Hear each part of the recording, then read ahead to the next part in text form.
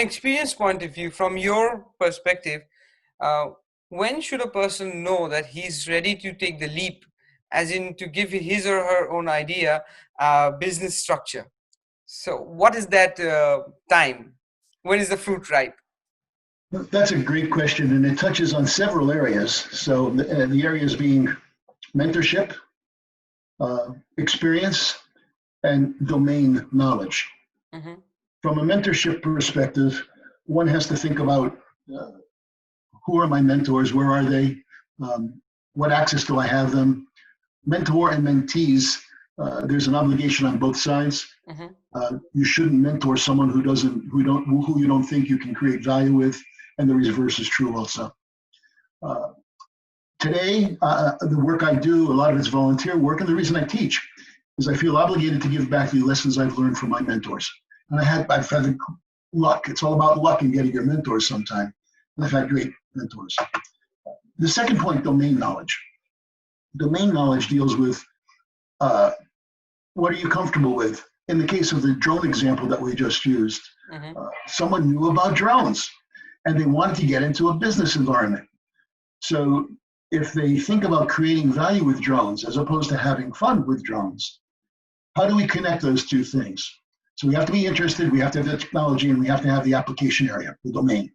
And when those three things come together, if you have a coherent plan, you then can develop something where those three domains come together. The overlap is where you create value for the customer, employee, and owner. That CEO. CEO, yeah. And we then have the approach, the challenge.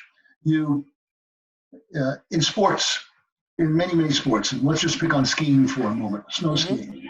In snow skiing, it's you know that you can do the green slope, the bunny slope initially, or you attack that, and you fall many times, and perhaps after half a day or a week, all of a sudden you can get down that slope pretty interesting.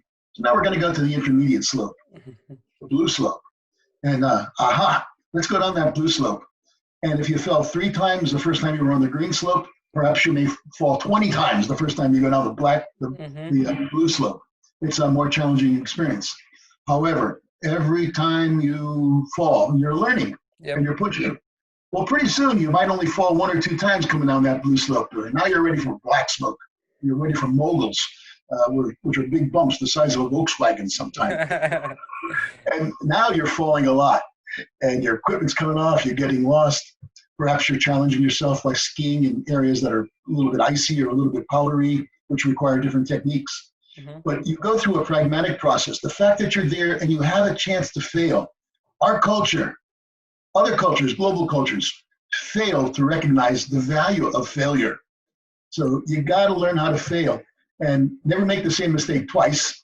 When you realize you make a mistake, you don't want to repeat this mistake a second time. Some of us do sometime. You don't realize you might be. Oh, yes, we do. Making mistakes and failure, the opportunity to fail. I had the good fortune as I went through my career in small and large companies to be put in a position where I could make a mistake. And I realized I made the mistake and I got to talk it over. I had great mentors. And they said, how would you approach it the next time? And I would say, well, this is what I would do. And they'd say, go do that now on this project. So the fact that the worst thing you can do is in my opinion, is if you want to grow and you're an entrepreneur and have the mindset, is you go off, you get yourself an environment where you're pushing the limit, you're learning as you go, you have to also recognize what you don't know, or as a very wise person once told me, know what you know and know what you don't. He was a cowboy, and he wrote the operating system for a real-time company. Know what you know what you don't. And he came right out of the yard. He had dirt on his shoes. You know what I mean by that? Yeah, but he's like a Western, wild West cowboy. Yep, very much so. Okay. So, I mean, like, it's definitely necessary to fail in order to learn a lot about what you're willing to do. So you have to fail and then learn, fail and learn, fail and I guess it's kind of what our life actually is.